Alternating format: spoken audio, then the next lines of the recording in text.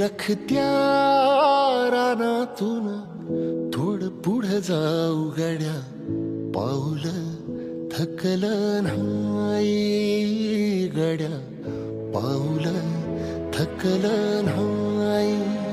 सुकलेल्या भाकरीला पानसंग खाऊ गड्या, पाऊल थकलं नाही गड्या, पाऊल थकलं नाही.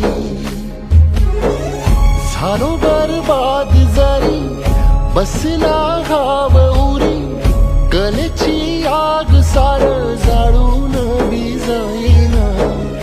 अडला घास असा